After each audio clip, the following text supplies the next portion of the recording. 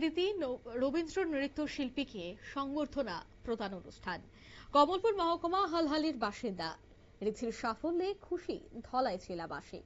জানা গেছে 2024-25 শিক্ষাবর্ষে কমলপুর মহকুমায় হালহালির মেয়ে তথা কমলপুর ইংরেজি মাধ্যম স্কুলের একাদশ শ্রেণীর ছাত্রী ঋদ্ধি সিনহা সর্বভারতীয় বঙ্গীয় সঙ্গীত পরিষদের রবীন্দ্র নৃত্যের সারা ভারতের মধ্যে তৃতীয় স্থান লাভ করে। তার সর্বভারতীয় নৃত্য পরীক্ষার এই সাফল্য ছড়িয়ে পড়তেই ধলাই জেলার সবাই খুশি। কমলপুর শঙ্কর ডান্স একাডেমিতে যে নৃত্যের তালিম নিয়েছেন, গত 31শে মে তাকে আগরতলা রবীন্দ্র শতবার্ষিকী ভবনে পুরস্কৃত করা হয়।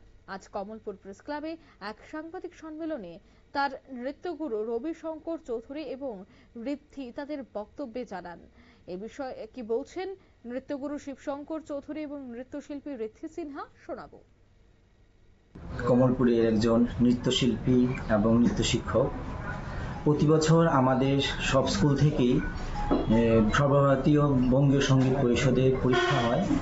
এবার আমার স্কুল থেকে আমার ছাত্রী শ্রীমতী ঋদ্ধি সিনহা সর্বভারতীয় বঙ্গীয় সঙ্গীত পরিষদের পঞ্চম বর্ষের পরীক্ষায় তথা সঙ্গীত বিভাগর পরীক্ষায় সর্বভারতীয় স্তরে এবার 2024-25 সেশনে শিক্ষাবর্ষে সর্বভারতীয় স্তরে তৃতীয় স্থান অর্জন করে ব্রোঞ্জ মেডেল লাভ করে। এই অনুষ্ঠানটি গত 31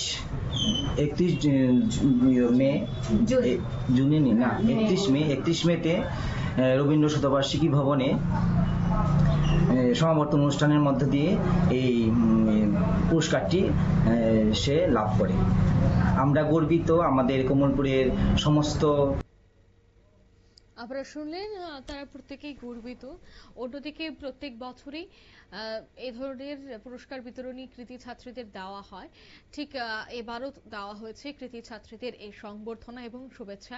আগামী দিনেও যেন তারা সাফল্যের চরম শিখরে পৌঁছাতে পারে সেই বার্তাও দেন কিন্তু উদ্যোক্তারা। নিয়ে নিচ্ছি ছোট্ট একটি বিজ্ঞাপন বিরতি, সঙ্গে থাকুন।